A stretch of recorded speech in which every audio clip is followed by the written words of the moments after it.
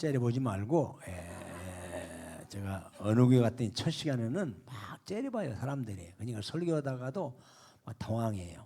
일부 회 때는 혼났어요. 째려보느라고 막 당황해서. 근데 오늘 이제 이 두 번째 이게 쓰니까 조금 낫습니다. 오늘 성가대는 제가 강남 지방에 와서 오늘 유교 사변나고 처음으로 은혜로운 찬양 받은 것 같아요. 아주 순수하고 아주 수준 높고 아주 난 성가대 주의자고 베토벤인 줄 알았어요. 그냥 박력 있게 말이죠. 참 감사합니다. 내가 일부 예배에 딱 참석해 보니까 이 영적인 분위기가 참 좋더라고요. 이 교회가 앞으로 계속 성장하고 더 좋은 기적 같은 일들이 일어날 줄을 믿습니다. 방송실 어디 누구 계십니까 아저씨? 좀 두 개만 조금 올려볼래? 이 두 개, 이 모니터만요. 제가 지금 성대가 조금 갔어요. 이 두 개만 딴 거 올려 목사님 맞춘 것이니까 이거 두 개만 올려보세요. 하나, 둘, 좀 더 올려봐요. 거기서 올립니까 목사님이? 하나, 둘, 셋. 됐습니다. 됐어요. 오케이. 자, 옆에서 하나님께 한번 인사 한번 하십시다. 당신도 기적을 이룰 수 있습니다. 시작. 당신도 기적을 이룰 수 있습니다.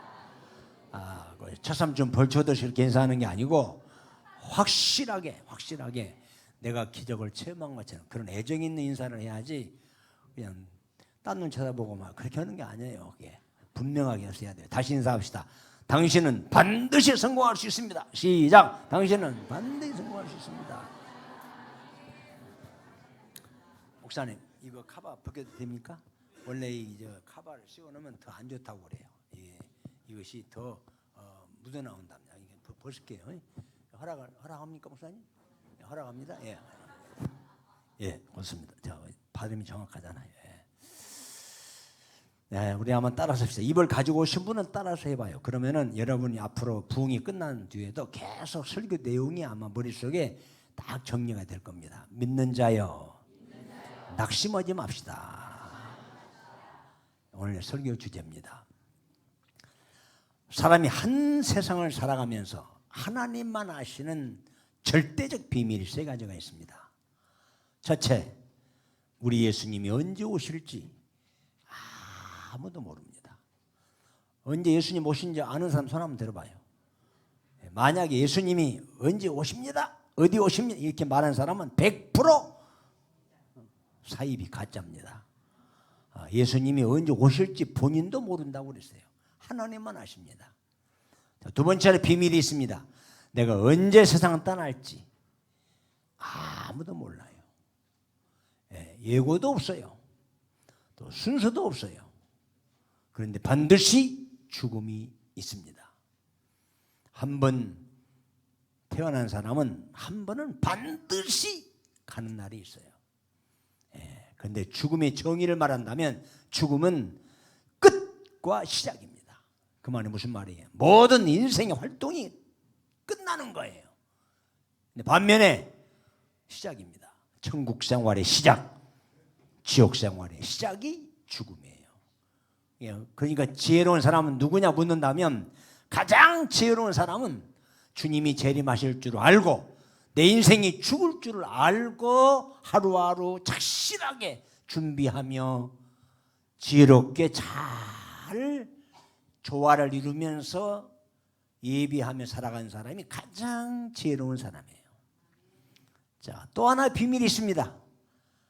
살다 보면 갑작스럽게 교통수를 나간다든지 사업이 실패한다든지 가정에 화를 당한다든지 갑작스럽게 응급실에 실려간다든지 잘 나가던 사업이 그냥 딱 중단해버린다든지 해서 삶의 위기를 맞게 됩니다. 그런데 그 위기, 고난 누구도 몰라요. 주님만 아십니다. 그런데 대개의 사람들은 이런 위기를 당한다든지 어려움을 당한다든지 실패를 당하게 되면 두 가지 반응이 있습니다. 한 사람은 자포자기하고 실망하고 좌절하고 그리고 자살까지 해버립니다. 또 한 종류는 오히려 더 당당하게 올 테면 와라 하고 셈을 얻고 용기를 가지고 열심히 달려가는 사람이 있어요. 성공은 그런 사람들에게 오는 거예요. 반드시 성공자는 실패의 과정을 통해서 오는 거예요. 봄날은 혹독한 겨울이 지나야 오는 거예요. 자, 제가 한 사람을 소개해 볼게요. 이 사람은요, 아주 가난한 집안에 태어났습니다. 너무너무 가난한 집안에 태어났어요. 그리고 학교는 너무 가난해서 1학년밖에 못 다녔어요. 그리고 겨우 글자를 알고 열심히 독학한 끝에 훗날 변호사가 되었습니다. 그런데 이 사람이 마음에 꿈이 있었습니다. 나도 좀 잘 살아야지, 부유하게 살아야지, 그런 마음을 가지고 이 청년이 사업을 시작했는데, 내가 이번에 이력을 조금 얘기해 볼게요. 그러면 여러분들은 우리 목사님 워낙 실력이 있고 수준 높으셔서 그 교회 신자들이 수준 높고 실력이 높은 줄 알고 다 그 사람이구만 하고 금세 맞출 거예요. 자, 한번 띄워보세요. 자, 이 사람은 누구냐? 자, 31살에 사업에 뛰어들었습니다. 내가 사업 열심히 해서 돈 좀 벌어야지 했는데 사업이 경험이 전혀 없는 이 사람은 쫄딱 사업이 실패했습니다. 망했어요. 자, 그 다음에 32살에 입법위원회에 출마했는데 그만 낙선했습니다. 자, 그 다음 35살에 어떻게 애인이 하나 생겼습니다. 그런데 그 애인이 갑작스럽게 죽었습니다. 자, 애인이 죽으니까 그 다음에 36살에 좌절감, 신경쇠약에 겹쳐서 살 소망이 없었습니다. 그래서 자살하려고 했는데, 자살 시도했는데 자살 실패, 자살도 실패했어요. 자, 그 다음에 38살에 당 대표에 출마했습니다. 그런데 또 낙선했습니다. 40세에 선거위원단에 출마했어요. 또 낙선했어요. 자, 그리고 43살에 하원 의원에 출마했습니다. 또 낙선했어요. 자, 그 다음 50세에 상원 의원에 출마했습니다. 또 떨어졌습니다. 자, 58세에 상원 의원에 출마했어요. 58세, 그리고 56세 부통령에 출마해서 그만 또 떨어졌습니다. 2년 후에 상원 의원에 도전에다가 또 낙선했습니다. 자, 그러던 이 청년이, 이 사람이 62살에 대통령에 출마했습니다. 그런데 대통령에 당선되었습니다. 계속 연 27번 실패하다가 28번째 드디어 대통령이 당선되었어요. 자, 이분이 누군지 아시죠? 알면서도 모른 척하고 있어요? 누구예요? 에이브러함 링컨입니다. 미국의 16대 대통령 에이브러함 링컨. 자, 에이브러함 대통령을 적극적으로 전문적으로 연구한 학자들의 말에 의하면은 링컨이 27번 실패하다가 28번째 성공한 극적인 보아 두 가지가 있었대요. 두 사람이 28번째 성공하기까지 링컨 되게 한 보아가 두 가지가 있었는데, 하나는 그의 어머니 낸시 여사입니다. 낸시 여사는 비록 가난하지만 철저하게 믿음으로 살았고 정직하게 살았고 그렇게 살다가 죽게 되었습니다. 그러나 마지막에 병상에서 아들을 불렀습니다. 링컨아, 내가 너한테 마지막 유산을 넘겨주고 싶다. 그래서 자기가 입고 있던 때 묻은 성경 한 권을 주면서, 링컨아, 나는 너에게 이 유산을 너에게 남겨줄 성경 하나밖에 없구나. 링컨아, 살다 보면 실망할 때도 있고 어려울 때도 있을 텐데 그때마다 성경을 묵상하고 기도하면서 위로를 받고 격려를 받으며 살아가라. 그러면 너 반드시 훗날에 성공할 것이다. 눈을 감고 돌아가 있어요. 그게 어머니예요. 또 한 사람은, 링컨은 초등학교 1학년밖에 못 다녔다고 그랬어요. 그런데 초등학교 1학년 담임 선생님이었던 그레함 선생님이었어요. 이 그레함 선생님은 유독 한 번 담임했던 학생들은 끝까지 멘토링하고 찾아가서 격려해주고 위로해주고 소망을 주고 용기를 주고, 링컨 대통령이 애인이 죽었을 때 죽고 싶은 마음이 생겼을 때 찾아가서 링컨아, 너 그럴 수 있는 거야. 너는 앞으로 하나님이 크게 쓰실 거야. 너 미국을 위해서 크게 일할 사람이야. 링컨아, 정신 차려. 너 할 수 있어. 이렇게 격려를 준 사람이 그레암 선생님이에요. 그러니까 우리가 살면서 좋은 지도자를 만나고 좋은 부모를 만난 것은 최고의 은혜고 최고의 축복입니다.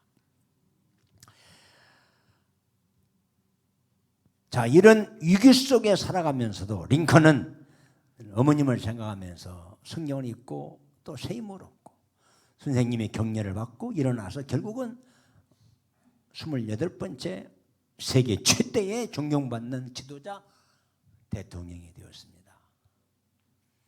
자, 우리는 믿는 자입니다. 믿는 자란 말은 하나님을 아버지하고 믿는 신앙인이에요. 신앙인이라면 세상 우상을 섬기는 세상 사람과 사는 방법이 달라야 합니다. 우리는 살아가는 정신이 달라야 돼요. 안 믿는 사람도 우리도 똑같이 위기가 찾아오고 고난이 오고 실패가 오지만 우리는 달라야 되는 거예요. 뭐가 달라야 돼요? 우리는 그런 상황에도 낙심하지 말아야 합니다. 좌절하지 말아야 합니다.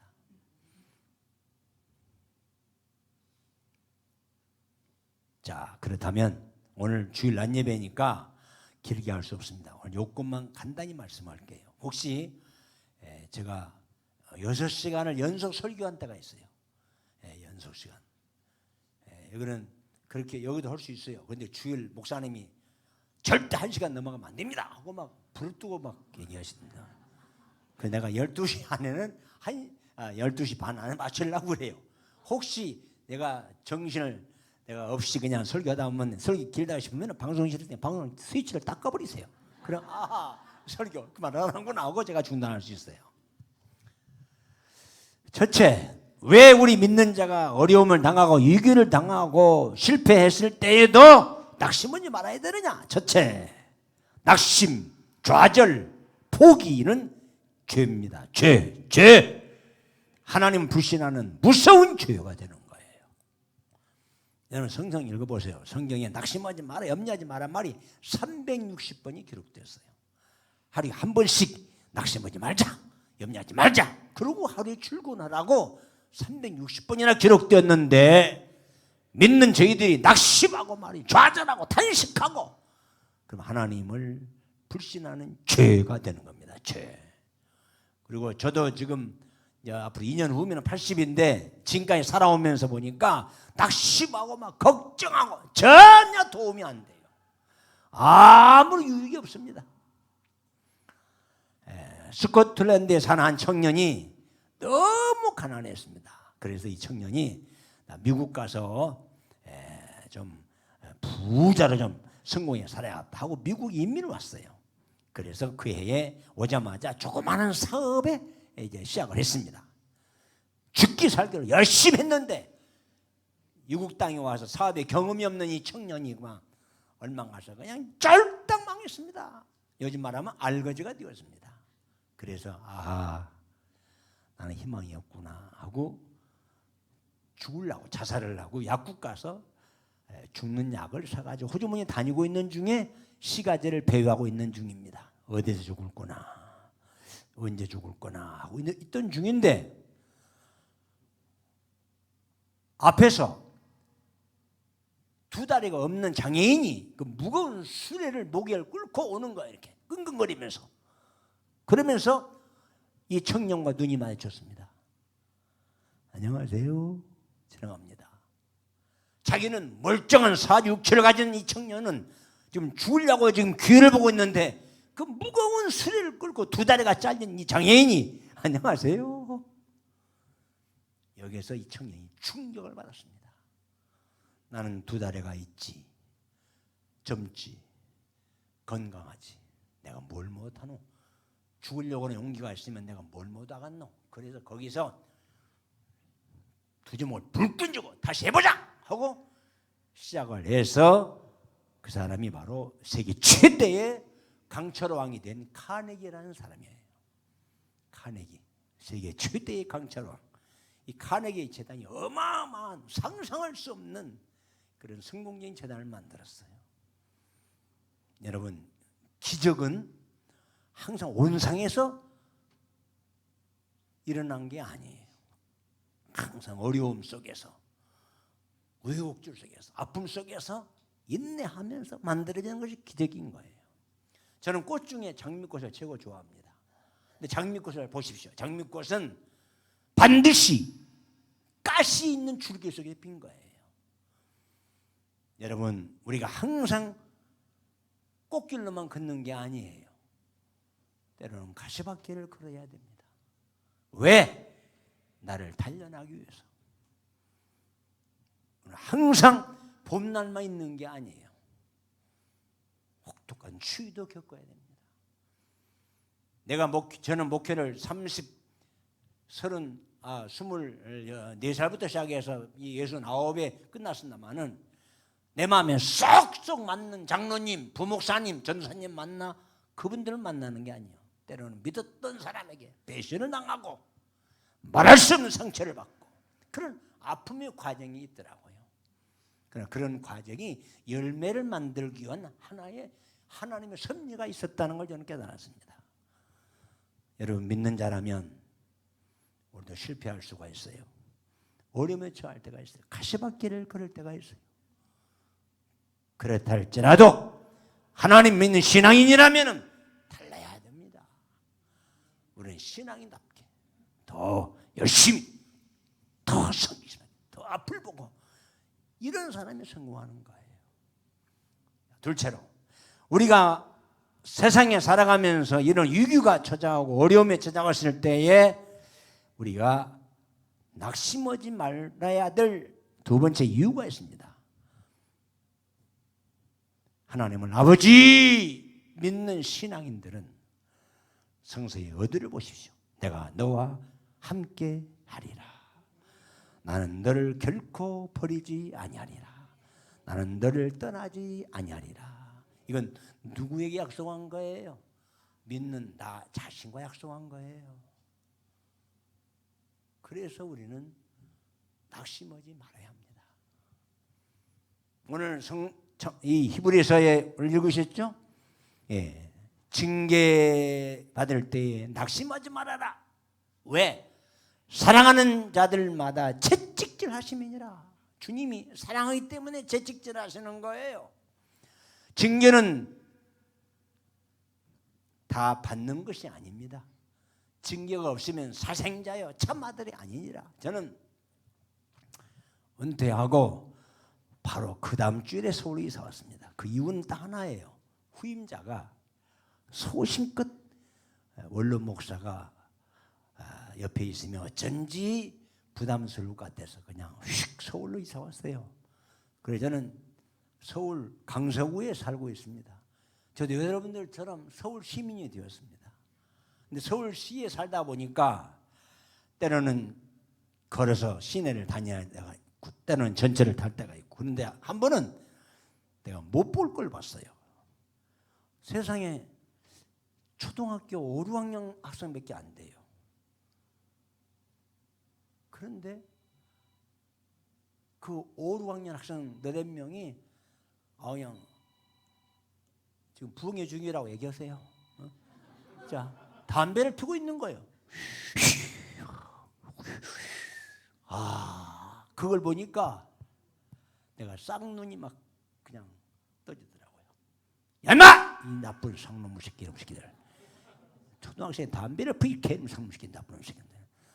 내가 막 그 말 여기까지 올라왔습니다.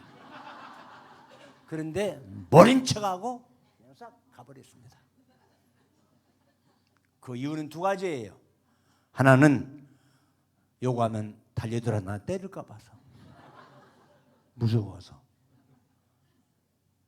더 중요한 것은 내 자식이 아닙니다. 내 자식이 아니에요. 담배를 피든 술을 처먹든 뭔 상관이요?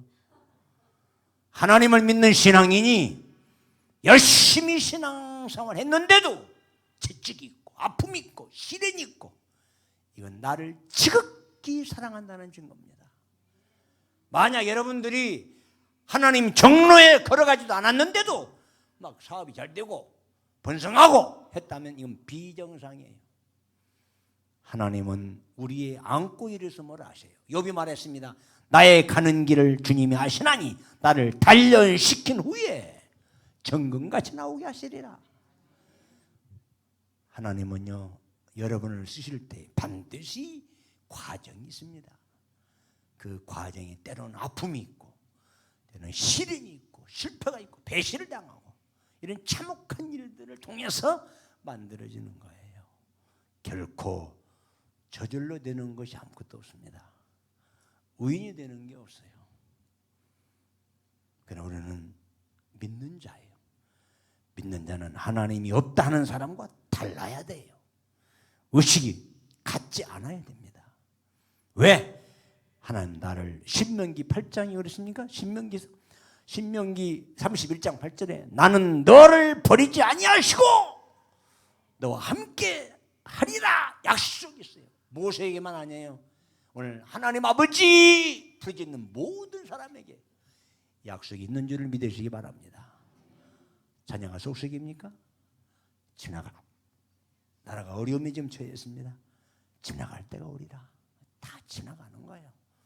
우리가 어려움 속에서 결코 땅치고 후회하고 탄식하지 마시고. 요즘은 또 쉽게 막 자살을 해요. 목사가 자살을 해요. 나는요, 우리 예수 믿는 사람이 다 해도 자살을 하지 말아야 돼요. 자, 에베소서 인사합시다. 죽어도 자살하지 마세요. 시작. 죽어도 왜 그러느냐? 저는요, 자살은 장로, 권사, 집사, 목사 많이 봤습니다. 그런데 자살한 사람은 무조건 이유 없이 지옥에 갑니다. 이건 성경적이에요. 자살하면 안 되는 거예요. 하나님은 나를 버리지 않습니다. 나를 절대 떠나지 않습니다. 자, 세 번째로 왜 우리가 낙심하지 말아야 되느냐? 우리는 세상 사람들이 가지지 않는 이 위기를, 어려움을 극복해 나갈 수 있는 무기가 두 가지가 있어요. 하나는 하나님의 말씀. 하나님의 말씀이 내 인생의 안내사예요. 내 가정교사예요. 나 영원한 스승이에요. 링컨의 고백서를 내려오면 죽고 싶을 때가 한두 번이 아니었습니다. 그때마다 어머님 유언대로 링컨아 성경을 묵상하고 성경의 말씀을 가르침을 따라서 용기를 가져라. 그래서 링컨을 링컨되게 하는 무기가 성경이에요. 또 하나가 있습니다. 세상에 없는 무기, 기도할 수 있는 무기가 있습니다. 네, 그래서 우리는 방황하지 않고 낙심하지 않는 거예요. 기도할 수 있는데 왜 방황하십니까? 기도할 수 있는데 왜 좌절하십니까? 우리 기도할 수 있잖아. 저는 기도 응답에 확신을 가지고 기도해서 응답을 받고 지금까지 목회를 해왔어요. 그래서 저는 자신 있게 허공을 떠는 말이 아니라 자신 있게 반드시 하나님은 우리의 기도를 응답하십니다. 그날과 그 시는 하나님만 아시는 거예요. 예수 안 믿는 사람이 믿는 사람이든 위기가 와요. 실패 올 수 있어요. 절망할 수 있어요. 그러나 우리는 포기하지 않는 이유가 있습니다. 왜? 기도할 수 있지 않습니까? 기도할 수 있습니다. 제가 이 기도에서 응답받은 이 간증을 하다 보면은요, 1년 내내 밤새껏 해야 돼요. 제가 한 가지만 얘기하겠습니다. 내가 천국과 지옥에 없으면 죽고 싶을 만큼 말할 수 없는 위기에 찾아왔습니다. 저는 목회를 그만두고 다 포기하고 세상으로 나가려고 했던 순간이었습니다. 우리 바울교회, 아마 우리 목사님 와보시 아시겠지만 우리 교회가 우리 박성 목사님이 진구 목사님 오셨는데 참 이 위치나 참 좋은 위치에 있습니다. 바울교회가. 근데 처음부터 그랬느냐? 그렇지 않아요. 바울교회 새 성전을 건축하려고 모든 계획을 세웠습니다. 이제 건축 시작하기 직전인데 IMF가 터졌어요. 1997년 11월에. 그래서 온 교우들이 비상입니다. 교회 건축 못합니다. 건축하면 끝납니다. 교회 망합니다. 교회는 다 도망합니다. 참 제가 담임 목사로서 그때의 심정은요, 참 제가 웃지를 못했습니다. 어떻게 하나. 교인들한테 한번 붙여봤습니다. 교회 건축 동의하시면 아멘 하세요 했더니 한 사람도 아멘 안 해요. 건축하지 말자는 겁니다. 큰일 납니다. 건축했다 하나. 그래서 기도했습니다. 그랬더니 시간이 가니까 교인이 한 사람씩 한 사람씩 떠나요. 예. 그때 우리 교인이 약 500여 명 모였습니다. 예. 교인이 점점 떠나면서 비난합니다. 저거 젊은 목사 정신 못 차린다고. 그리고 교회를 짓는다고 하니까 무슨 뭐 총회나 지방이나 큰 교회 진급 목사한테 야 내가 1억 해줄게 10억 해줄게 하고 보장받는 일도 없어요. 그리고 교회 짓는다고 무슨 예측엔 돈도 없습니다.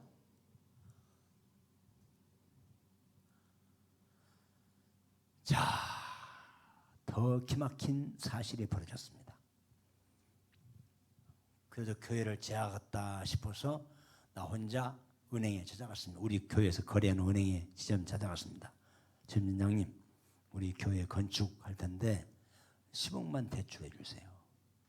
한마디로 노! 안 됩니다. 딱 거절해요. 아니 여보시오. 우리가 당신 은행에 거래했지 않습니까? 10억 해줘요. 우리가 갚을 거예요. 안 됩니다. 못 해줍니다. 그래요. 얼마나 실격이 됐겠습니까? 나중에 최후에 그 진의 입을 열었어요. 목사님 죄송합니다. 대출 못 해줄 이유가 있습니다. 뭔데요? 목사님 교회 중직 어느 신자가 우리 은행에 찾아왔습니다. 점장님 만약 바울교회 건축하는데 바울교회 대출해주면 돈 못 받아요. 절대 해주지 말아요. 그러고 나갔다는 거예요. 그러고 나갔는데 어떻게 대출해줍니까? 절대 못 해줍니다. 피를 토하고 싶은 심정이에요. 나오면 그냥 나가지. 은행에 찾아가서 대출을 하지 말라고 하고 나가다니 참 제가 가장 믿었던 사람이에요. 그런데 그러고 나갔어요. 제가 밤에 잠을 이루겠습니까? 저는 잠을 잘 수가 없어요. 진짜 아닌 게 아니라 죽고 싶었습니다. 에이 때려쳐버리자. 교회는 떠나죠. 비난하고 막 하지요. 대출을 못 해준다고 그러죠. 앞이 깜깜하더라고요. 저는 그때 담요 한 장 가지고 강단에 올라갔습니다. 하나님, 지금 IMF가 터져서 교회를 건축을 해야 되는데 지금 심각한 위기에 있습니다. 하나님, 건축할까요 말까요? 그러나 찬송하면서 기도하면서 성경 보면서 보다가 딱 학개서 1장 8절을 딱 머리 꽂힌 거예요. 너희는 산에 올라가서 나무를 베어다가 나의 전을 건축하라. 그러면 나 여호와가 기뻐하기 있고 영광을 받으리라. 그 말씀을 읽고 난 뒤에 확신이 생깁니다. 건축해야지. 그래, 하나님 기뻐하는 일 해야지. 그런데 딱 또 성경을 또 덮으면은 또 뭐 근심 걱정이 막 태산처럼 쌓이는 겁니다. 계속 뭐 밝은 모습이 안 보여요. 그러다가 계속해서 며칠간 기도했습니다. 하나님, 건축을 해야 되는데 IMF가 터졌습니다. 교인들은 떠납니다. 은행엔 대출도 안 해줍니다. 우리 교회는 교회 지으려고 돈도 모아놓지 않았습니다. 하나님, 어떻게 하면 좋아요? 하나님, 밤이 새도록 울면서 금식하면서 기도했습니다. 금요일 새벽에 2시쯤 세미한 음성이 들려와요. 종아, 너는 사람을 의지하려느냐? 아니면 나 여호와 하나님을 의지하려느냐? 하나님, 내가 왜 사람을 의지해요? 사람은요, 사랑의 대상이지 의지의 대상이 아니에요. 사람은 배신하고요, 변덕 떨고요, 마음이 초초변하더라고요. 저는 하나님만 의지합니다. 그랬더니요, 그 딱 끝나는 순간에 내 온 육체가 막 그냥 말을 표현 못하며 얼마나 시원하고 기쁘고 막 즐겁고 그러는지요. 아, 왜 이렇게 기쁘지? 왜 이렇게 몸이 가볍지? 아, 응답이구나 이게. 그러고 교회를 져라! 그럼 얼마나 좋은데, 그렇게 오는 게 아니라 너는 하나님을 의지하려느냐? 삶을 의지하라. 이 응답이 들려온 거예요, 귓가에. 저는 하나님을 의지합니다! 했더니 혈의 기쁨을 느꼈습니다. 그래서 이틀 후에 바울교회 강단에 가서 기도 선포했습니다. 여러분, 지금 IMF가 터졌습니다. 우리 바울교회는 건축을 다음부터 시작합니다. 딱 선포했습니다. 그랬더니 아멘은 해야 될 거 아닙니까? 전부 아멘은 안 해요.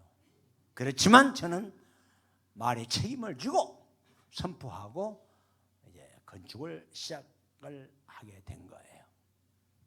자, 그런데 기적이 일어났습니다.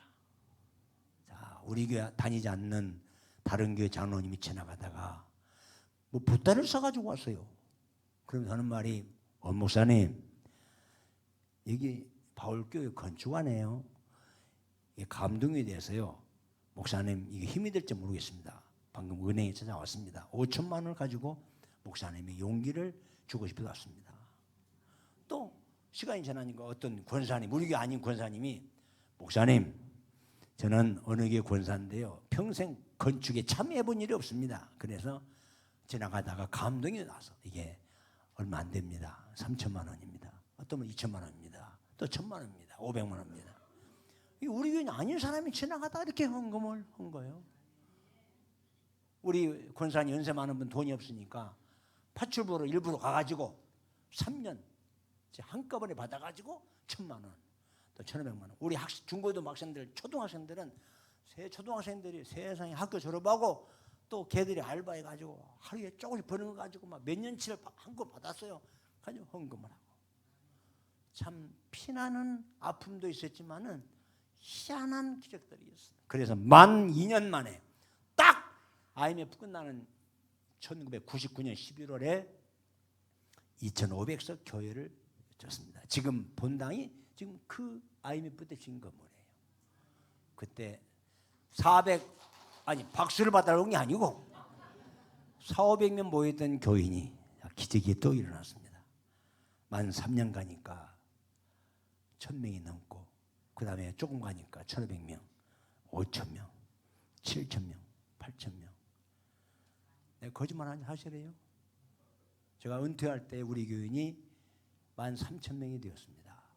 우리 교단에서 10,000명이 넘는 최초의, 내가 이걸 자랑하려는 게 아닙니다. 내가 왜 이런 얘기 합니까? 하나님은 지금도 여기에서도 나에게도 기적을 이룰 수 있는 거예요. 뭐 하는 사람에게? 기도하는 사람에게, 주님을 의지하는 사람에게. 이런 크고 작은 신비한 기적들이 이번 부흥이 다 쏟아서 간증할 거예요. 아마 엄청난 간증가 나올 겁니다. 오늘 그때 역사는 따라서 합시다. 지금도 여기에서도 나에게도 기적이 옵니다. 자, 이 말씀드려 마칠게요. 마태복음 15장에 가나안 여인이 자기 딸이 병 걸렸습니다. 예수님, 내 딸 좀 고쳐주세요. 안수 좀 해주세요. 말씀 한마디만 해주세요. 사정사정했습니다. 그런데 예수님은 말 한마디 없어요. 끝까지 모른 채 했습니다. 그럼 여자는 아이고 난 안 되겠구나 하고 가볼 줄 알았는데 또 가까이 와서 예수님, 내 딸 좀 고쳐주세요 예수님 하고 막 사정을 하니까 예수님이 한 말씀 했습니다. 야야야, 사람이 먹는 떡을 개에게 던져주는 게 마땅치 않아. 그 말은 무슨 말이에요? 너 개 아니야, 개. 너 개 같은 여자 아니야. 그 말입니다. 그러면 100명이면 99명은 다 에이씨 하고 도망갈 겁니다. 근데 그 여자가 뭐라고 하십니까? 예수님, 맞습니다. 개도 주인의 상에서 떨어지는 부스러기를 먹습니다. 예수님, 나에게도 부스러기라도 좀 주세요. 그 말 듣는 예수님이 탄복을 했습니다. 와, 세상에 내가 여기저기 다니면서 수많은 사람에게 복음을 전했는데도 저는 믿음을 가진 사람 처음 봤다 이겁니다. 여자야, 내 믿음대로 될지어다. 그 순간에 기적이 나타났습니다. 그때의 기적은 오늘 여기에서도 나에게도 오늘 이 자리에서 일어날 줄 믿습니다.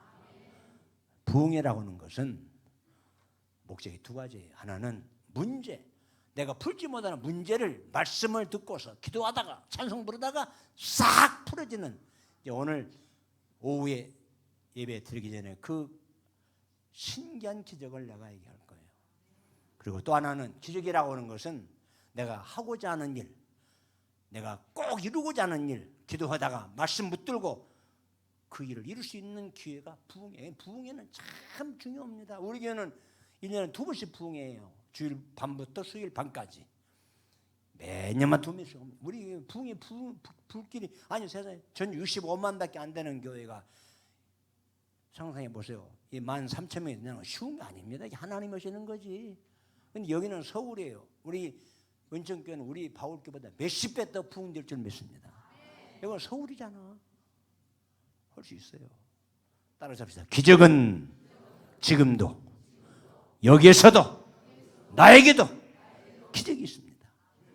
아무튼 여러분 낙심하지 마시고 이번 부흥의 새로운 비전과 꿈을 가슴에 품고 여러분 사는 날까지 꼭 위대한 성공자가 될 수 있기를 주의 이름으로 축원합니다.